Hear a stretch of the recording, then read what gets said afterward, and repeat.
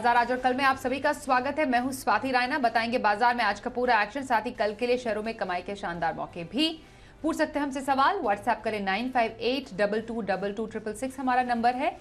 साथ ही आप फेसबुक पर @जी बिजनेस ऑनलाइन, ट्विटर पर @जी बिजनेस पर अपने सवाल भेजें #बाजार आज और कल लिखकर। और मेरे साथ आपकी कल की तैयारी कराने के लिए आनंद राठी सिक्योरिटीज के सिद्धार्थ सिडानी का करते हैं शो में स्वागत। सिद्धार्थ, वेलकम। और इसके अलावा जी बिजनेस रिसर्च टीम से मेरी सहयोगी नुपुर जैन है, जिनसे जानेंगे आज के बाजार की हाइलाइट्स। लेकिन आज का कारोबार कैसा रहा, पहले उस पर एक नजर डाल लेते हैं। तो बाजार में देखा आज लगातार दूसरे दिन तेजी के साथ क्लोजिंग हुई। कारोबार के अंत में सेंसेक्स 92 अंक चढ़ा और 61,500 के करीब बंद हुआ। निफ्टी 23 अंक चढ़कर 18,300 के लेवल पर बंद हुआ। तो बैंक निफ्टी भी 272 अंक उछलकर बंद हुआ। आइए अब नुपुर के पास चलते हैं और जानते हैं आज बाजार का मूड कैसा रहा। बताइए नुपुर। पॉजिटिव ग्लोबल संकेतों के साथ आज हमारे बाजारों में भी मूड माहौल काफ़ी बढ़िया रहा। निफ्टी देखे, बैंक निफ्टी देखे तो काफ़ी बढ़िया मोमेंटम था, लेकिन वॉलीटिलिटी भी काफ़ी थी। आखिरी 1 घंटे में हमने देखा एक शार्प फॉल आते दिखा था मार्केट में। अगर निफ्टी 50 की बात करें तो डेज लो के आसपास ये इंडेक्स आते दिखा था और करीबन 8,270 के आसपास ये बंद होता आज नजर आया। लेकिन बैंक निफ्टी में आज रिकॉर्ड हाई लेवल था। हालांकि थोड़ी सी बिकवाली वहाँ से आती दिखी, लेकिन काफ़ी स्ट्रेंथ थी आज बैंक निफ्टी में। और 500 मिड कैप की बात करें तो वहाँ भी काफ़ी बढ़िया मोमेंटम था। लूजर्स और गेनर्स की बात कर लेते हैं निफ्टी में। तो गेनर्स में अपोलो हॉस्पिटल आज काफ़ी खरीदारी आती दिखी, करीबन 3% के साथ ये स्टॉक ट्रेड करा था। SBI, Bajaj finance, JSW steel में भी आज खरीदारी का सिलसिला जारी रहा। लूजर्स की लिस्ट में देखें तो अदानी एंटरप्राइजेस टॉप लूजर की कैटेगरी में था। करीबन 3.5% की गिरावट इस काउंटर पे आती दिखी। पावर ग्रिड, हीरो मोटोकॉर्प और टेक महिंद्रा भी आज दबाव में रहे। स्टॉक्स इन फोकस, आज फर्टिलाइजर स्टॉक्स काफ़ी फोकस में, तो काफ़ी तेज़ी नजर आई यहाँ पे। बजट के पहले जितनी भी खबर्स आती है सब्सिडी को लेकर काफ़ी पॉजिटिव होती है इन स्टॉक के लिए। इसी पर आज हमने देखा कि RCF जैसे स्टॉक में 11.5-12% की बढ़त थी। फैक्ट देखें तो 10% ऊपर था। इनफैक्ट आज लूजर्स जो वहाँ पे स्टॉक्स इन फोकस है, new age companies continuously headline में बनी हो, चाहे वो पेटीएम हो, नायका हो, जोमेटो हो, इन तीनों स्टॉक्स में आज बिकवाली नज़र आई। ब्रॉडर मार्केट्स की बात करें तो जो टॉप गेनर्स की लिस्ट है उसमें हम RHI मैग्नेस्टिका के देखें तो करीबन 12% की बढ़त थी इस काउंटर पर। NBCC भी आज 11% की बढ़त के साथ ट्रेड करा था। RVNL कल्याण ज्वेलर्स में भी करीबन 9 से 10% का गेन आते दिखा। लूजर्स की लिस्ट देखें तो इलेक्ट्रा ग्रीन टेक में आज प्रॉफिट बुकिंग नजर आई, करीबन 8% की गिरावट के साथ ये स्टॉक बंद होता दिखा। डिलीवरी में भी आज प्रेशर था, 4% की गिरावट के साथ ये स्टॉक ट्रेड करा था। शैफलर इंडिया और सीएट में भी करीबन 3% की गिरावट आज के मार्केट में दिखी। धन्यवाद नुपुर बाजार का हाल बताने के लिए। आगे बढ़ने से पहले जरा संस्थागत निवेशकों की तरफ से क्या आंकड़े आए हैं उस पर भी एक नजर डाल लेते हैं। तो आज जो आंकड़े आए हैं उसके लिहाज से FIIs यानी विदेशी संस्थागत निवेशकों ने कैश मार्केट में करीब 789 करोड़ रुपए की बिकवाली की है। तो वहीं DIIs यानी घरेलू संस्थागत निवेशकों ने करीब 413 करोड़ रुपए की खरीदारी की है।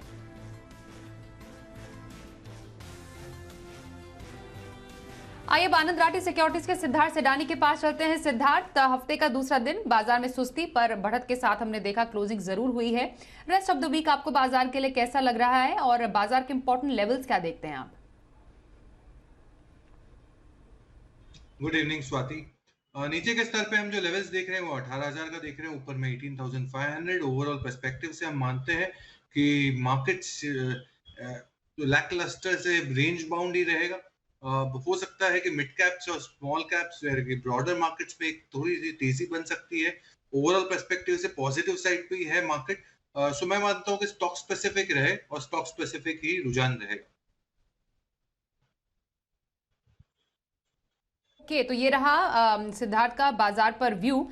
आइए अब कुछ स्टॉक स्पेसिफिक एक्शन भी सिद्धार्थ आपसे लेते हैं। किसी का अराउंड मिड टर्म का नजरिया हो, आप यूजुअली 2 से 3 महीने का व्यू बताते हैं अपने स्टॉक पर, तो पोजिशनल व्यू कहां पर रखने की सलाह रहेगी आपकी आज? और लॉन्ग टर्म के लिए कोई पोर्टफोलियो में स्टॉक ऐड करना हो तो कौन सा होगा?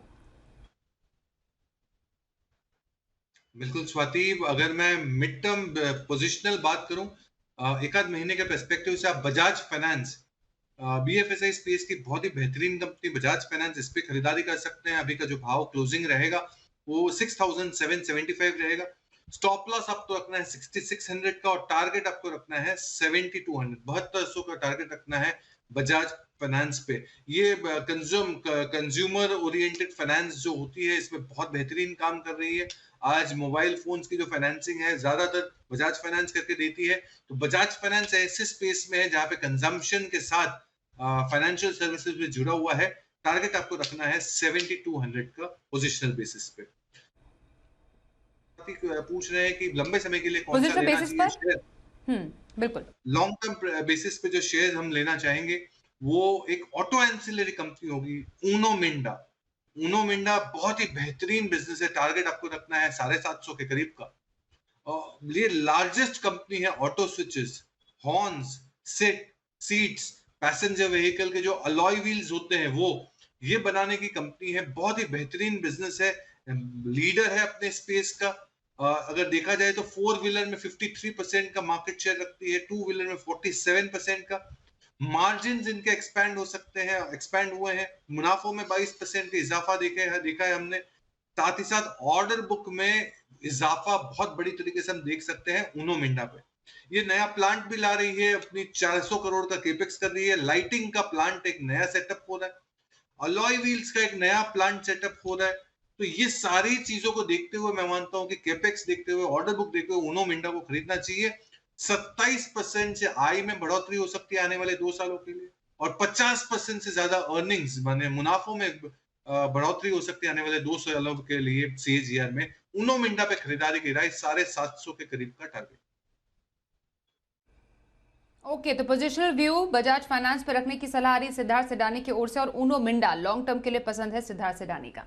आइए अब आगे बढ़ते हैं और कुछ दर्शकों के सवाल करते हैं शो में शामिल। व्हाट्सएप पर पहला सवाल पलवल से यगेश यादव RCF पर पूछ रहे हैं। 1100 शेयर है, 101 खरीद है। इनफैक्ट फर्टिलाइजर शेयर आज काफी ज्यादा फोकस में भी रहे। चौतरफा तेजी हमने फर्टिलाइजर शेयर में देखी एक न्यूज इवेंट की वजह से। दरअसल रूस भारत को सबसे बड़ा फर्टिलाइजर एक्सपोर्ट देश बन गया है और इस मामले में उसने चीन को भी पछाड़ दिया है। साथ ही पिछले 6 महीने में अगर देखा जाए तो रूस से फर्टिलाइजर इंपोर्ट 371% बढ़ा है। तो ये बहुत बड़ी वृद्धि देखी गई है और भारत को फर्टिलाइजर पर जो है वो रूस उस पर छूट दे रहा है। तो ये बड़े इवेंट्स और बड़ी खबरें फर्टिलाइजर सेक्टर के लिए सामने आ रही है और RCF में अगर हम देखें हमारे इन व्यूअर को फायदा भी अच्छा खासा है।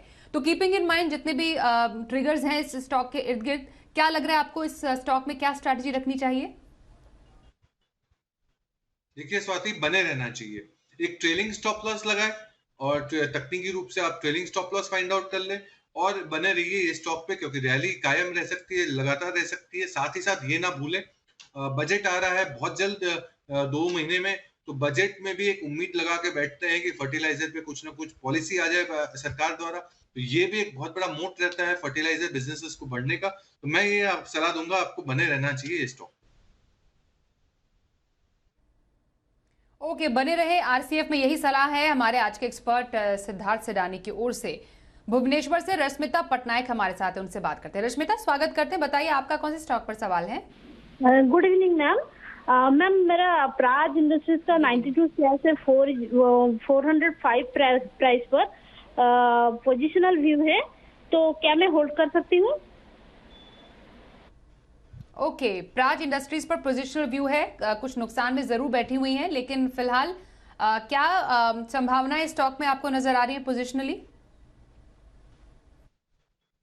देखिए, रश्मिता पटनायक जी को बिल्कुल होल्ड रखना चाहिए। और प्राज इंडस्ट्रीज इथेनॉल बनाने की जो भी मशीन्स होती है, सेटअप होता है, ये पूरा प्राज इंडस्ट्री करके देता है। तो ये बहुत अच्छा बिजनेस है और हम जानते हैं कि इथेनॉल की कितनी बड़ी कंजम्पशन आने वाले समय में बढ़ने वाली है। तो प्राज इंडस्ट्री पे बिल्कुल बने रहना चाहिए। साथ ही साथ मैन्युफैक्चरिंग स्पेस है और मैन्युफैक्चरिंग स्पेस में अच्छा दमखम लग सकता है आने वाले समय में। तो दोनों ही डायरेक्शन से मुझे लगता है प्राज इंडस्ट्री एक होल्ड है।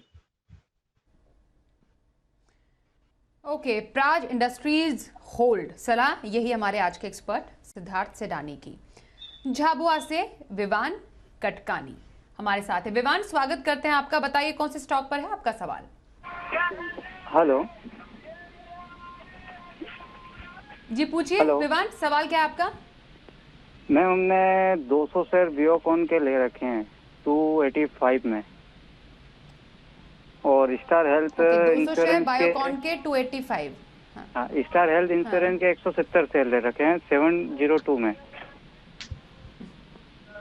ओके, तो ठीक है, कब तक होल्ड कर सकते हैं? 2-1 महीने ट्रेडिंग के हिसाब से लिया था मैम। स्टार हेल्थ इंश्योरेंस में एकदम रेट अच्छा, डाउन ट्रेडिंग हो के गया हिसाब तो से लिया था। ओके, ठीक है। ट्रेडिंग व्यू है इनका सिद्धार्थ, एक तो स्टार हेल्थ है और दूसरा बायोकॉन, क्या सलाह रहेगी आपकी? देखिए, दोनों में ही निकलने की सलाह दूंगा। मैं नहीं मानता हूं कि इसमें आपको रहना चाहिए। ट्रेडिंग के पर्सपेक्टिव से आप बजाज फाइनेंस पे काम कर सकते हैं एक पोजिशनल बेसिस पे। तो मैं मानूंगा कि ये दोनों ही कंपनियां बायोकॉन और स्टार हेल्थ दोनों पे मेरी नेगेटिव राय है। आपको इससे निकल जाना चाहिए, स्विच कर लेना चाहिए।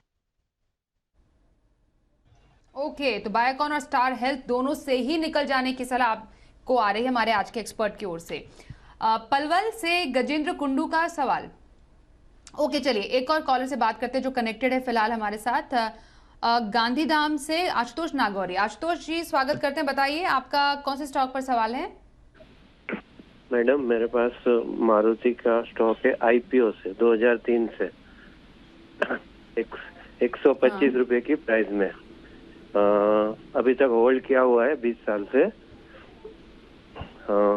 मेरे को यही पूछना है कि एक तो 10,000 से ऊपर क्रॉस कब होगा और उसमें बोनस और स्प्लिट का कब तक चांस रहेगा? आईपीओ के समय का मारुति का स्टॉक 2003, फिलहाल शेयर का दाम 9,000 के ऊपर, 10,000 को एम कर रहे हैं, 8 लाख से ऊपर का मुनाफा। इनके पेशेंस को बहुत बहुत शुभकामनाएं आपके लिए। पहले आशुतोष जी, अब ओवर टू यू सिद्धार्थ, क्या स्ट्रैटेजी रखें जब इतने मुनाफे पर कोई इन्वेस्टर बैठते हैं किसी स्टॉक के और इतना टाइम तक जब होल्ड करते हैं, तो स्ट्रैटेजी फिर डिसाइड करना कई बार कंफ्यूजिंग हो जाता है। पर ये क्लियर कट बोल रहे हैं कि 10,000 से ऊपर जाएगा। बिल्कुल जा सकता है। आपने इतने साल जब रखे हैं तो कुछ साल और बिल्कुल जाएगा और आपको बिल्कुल बने रहना चाहिए। देखिए, मारुति एक देश की सबसे बड़ी पैसेंजर व्हीकल कंपनी है और आपने इतने साल रखा है तो आप एक आइकॉनिक इन्वेस्टर है, मैं मानता हूं। और सारे इन्वेस्टर्स के लिए एक बहुत बड़ा उदाहरण है कि लंबे समय के लिए कोई रखे तो कितने गुना हो सकते हैं शेयर्स। तो आपको बिल्कुल बने रहना चाहिए और आपके टारगेट जरूर आएंगे। वेट करें, होल्ड रखें पेशेंस के साथ। ओके, तो जितना पेशेंस आपने पिछले 20 सालों से दिखाया आशुतोष जी, वो भी अभी बनाए रखें। सिद्धार्थ कॉन्फिडेंट है कि हाँ, आप जो 10,000 लेवल्स देख रहे हैं वो अचीव हो सकते हैं स्टॉक में। All the best. लखनऊ से सुनील दुबे साहब हमारे साथ हैं, उनसे भी करते हैं बात। सुनील जी, बहुत स्वागत करते हैं आपका, बताइए कौन से स्टॉक पर सवाल है? मेरे पास IEX है 171 पे 6,700 शेयर्स। तो कब तक होल्ड करें, कब तक निकलने के चांस रहेंगे उसमें? ओके, आपको तो बहुत बड़ा नुकसान है IEX में फिलहाल। चलिए हमारे एक्सपर्ट से पूछ लेते हैं, एक बम्पर मुनाफा, एक जबरदस्त नुकसान वाला शेयर IEX, क्या करें सिद्धार्थ? बिल्कुल, आप डेफिनेटली कंसर्न होंगे सुनील जी, टेंशन में होंगे। आप मत लीजिए टेंशन। कभी पैच आ जाते हैं जब अच्छी कंपनियां भी थोड़ा सा अंडर परफॉर्म करती है और यही है, ऐसा पैच है। मैं मानता हूं कि आपको यहाँ पे थोड़ा सा एवरेजिंग जरूर कर लेना चाहिए IEX पे। आपके जो खरीदे हुए दाम है वो जरूर आएंगे। आप यहाँ से और 6 महीने का समय दीजिए IEX को और यहाँ पे एवरेजिंग कर लें। ओके, यहाँ से एवरेजिंग करने की सलाह IEX में, थोड़ा समय आप और दे सकते हैं, यही सलाह आ रही है हमारे एक्सपर्ट सिद्धार्थ की ओर से। प्रतापगढ़ से विवेक रावत सवाल पूछ रहे हैं जस्ट डायल पर, 30 शेयर इनके पास है और इस पर इनकी 820 की खरीद है। फिलहाल जस्ट डायल पर जानना चाह रहे हैं कि ये क्या स्ट्रैटेजी रख सकते हैं अपने इस खरीद के लिहाज से। नुकसान में है तो क्या इंतजार करें? और मैं कोई बहुत बड़ा फैन नहीं हूँ विवेक जी जस्ट डायल का, तो मैं तो इसमें आपको निकलने की सलाह दूंगा। बिजनेस भी ऑल्दो टेक ओवर हो गया है बिजनेस रिलायंस द्वारा, बट ओवरऑल पर्सपेक्टिव से मैं उतनी मजबूती नहीं देख पा रहा हूँ ये बिजनेस में। आपको जो अपने नुकसान है उसकी भरपाई और रिकवरी ऊनो मिंडा से हो जाएगी। थोड़ा सा लंबा समय दीजिए ऊनो मिंडा को, वहां पे स्विच कर ले, आपकी जो नुकसान है उसकी भरपाई हो जाएगी। ओके, तो जस्ट डायल से निकलने की सलाह और ऊनो मिंडा में खरीदारी का सुझाव आ रहा है हमारे एक्सपर्ट की तरफ से, जो सिद्धार्थ सिडानी का लॉन्ग टर्म पिक भी है जो उन्होंने आज सजेस्ट किया है दर्शकों को। अगले दर्शक का सवाल लेते हैं कोलकाता से। अभिजीत दत्ता साहब पूछे अदानी पावर पर इनका सवाल है। 245 शेयर है इनके पास और 332 है इनकी खरीद, जो ये बता रहे हैं हमें। अदानी पावर क्या कर सकते हैं अभी सिद्धार्थ? हल्का फुल्का इन्हें नुकसान जरूर है, पर होल्ड करें या फिर निकल जाने की सलाह? देखिए दत्ता साहब को तो यही कहूंगा कि अदानी पे हमारी तो कोई कवरेज नहीं है, ना ही ये स्टॉक पे कोई कवरेज है। बट अभी भाव है तो मैं आपको यही कहूंगा कि कॉस्ट टू कॉस्ट पे आप निकल जाए और पोजिशनल बेसिस पे बजाज फाइनेंस पे आजमाएं। मैं मानता हूं कि यहाँ पे आपको एक मोमेंटम जरूर बन सकता है शॉर्ट टर्म पर्सपेक्टिव से Bajaj finance. Okay, Adani power से एग्जिट की सलाह और बजाज फाइनेंस में आप एंट्री ले सकते हैं, यहाँ पर खरीदारी के मौके तलाश सकते हैं, ये राय आ रही है सिद्धार्थ की ओर से। जयपुर से गजराज सिंह का सवाल हमारे पास है। आईसीआईसीआई प्रू इनके पास है और 200 शेयर है, 509 खरीद ये बता रहे हैं। आईसीआईसीआई प्रू पर जानना चाह रहे हैं कि इनकी खरीद के लिहाज से इन्हें फिलहाल नुकसान चूंकि है तो बने रहना समझदारी रहेगी इसमें? बिल्कुल बने रह सकते हैं, बहुत ही अच्छी कंपनियां आईसीआईसीआई प्रू इंश्योरेंस स्पेस की। मैं मानता हूं कि इंश्योरेंस एक सेक्टर बहुत ही बड़ा प्रॉमिसिंग सेक्टर लगता है आने वाले समय में, जिसमें आईसीआईसीआई प्रू हो गया, एचडीएफसी लाइफ हो गया, ये सारे बिजनेसेस बहुत बेहतरीन है प्राइवेट स्पेस में। आईसीआईसीआई प्रू पे बने रहने की सलाह। ओके, आईसीआईसीआई प्रू बने रहे, यही सलाह आ रही है हमारे आज के एक्सपर्ट की ओर से। भोपाल से ओम असनानी, सेंट्रल बैंक लिया हुआ है इन्होंने, 34,000 शेयर है इनके पास और 21 रुपए 60 पैसे की खरीद है। आज गिरावट के साथ इस शेयर की क्लोजिंग जरूर हुई, लेकिन यह है अच्छे मुनाफे पर। शेयर की संख्या भी बहुत ज्यादा है, तो बताइए सिद्धार्थ, मुनाफा तो काफी ज्यादा है, बने रहे अभी भी? देखिए जब चढ़ती होती है तो थोड़ा थोड़ा मुनाफा जरूर बांधना चाहिए, ये बहुत बड़ी अक्लमंदी है बाजार में। तो मैं मानता हूँ कि थोड़ा बहुत मुनाफा बांधे, थोड़ा वेट करे, ट्रेडिंग स्टॉप लॉस लगा के। साथ ही साथ जब आपने पीएसयू बैंकिंग स्पेस खरीदा ही है तो स्टेट बैंक ऑफ इंडिया के भी आजमा सकते हैं। मुनाफा को सेफ हेवन्स में रखे और वो है state bank of India. Okay, तो थोड़ा मुनाफा बांध सकते हैं सेंट्रल बैंक ऑफ इंडिया, यहाँ पर जो आपका स्टॉक है, और उसके बाद आप थोड़ा बहुत एसबीआई में खरीदारी की सोच सकते हैं। यही एक स्ट्रैटेजी जो हमारे आज के एक्सपर्ट हैं आपको दे रहे हैं। दिल्ली से अमित प्रजापति का सवाल लेते हैं। पूनावाला फिनकॉर्प 500 शेयर इनके पास है, 260 खरीद ये बता रहे हैं। पूनावाला फिनकॉर्प में क्या स्ट्रैटेजी रखने की अभी सलाह रहेगी आपकी? फिलहाल 25,700 का मुनाफा है इन्हें। देखिए स्वाति, हम बहुत क्लोजली तो ट्रैक नहीं करते ये कंपनी को, बट मैं ओवरऑल मार्केट के हिस्ट्री के हिसाब से और स्टॉक की हिस्ट्री के हिसाब से मैं यही कहूंगा कि आप कुछ टाइम के लिए बने रहे और फिर इसको रेगुलरली रिव्यू पे रखें, हर 3 महीने पे रिव्यू करें, अभी बने रहे पूनावाला फिनकॉर्प में हर 3 महीने में रिव्यू की सलाह सिद्धार्थ सिडानी की। ओके, चलिए आइए अब देखते हैं वायदा बाजार में ऑप्शन की किस रणनीति से मिलेंगे आपको कल कमाई के मौके।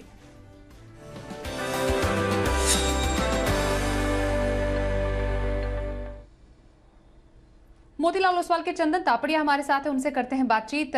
चंदन जी, स्वागत करते हैं। कल ऑप्शन के जरिए कहां पर स्ट्रैटेजी बनाई जा सकती है? जी नमस्कार। देखिए बाजार में सेलेक्टिव बाइंग देखने को मिल रही है और इसमें अच्छी बात यह है कि बैंक निफ्टी आउट परफॉर्म कर रहा है और बैंक निफ्टी ने आज नए उच्चतम स्तर बनाए हैं और यहाँ पे स्ट्रेंथ बनी हुई है।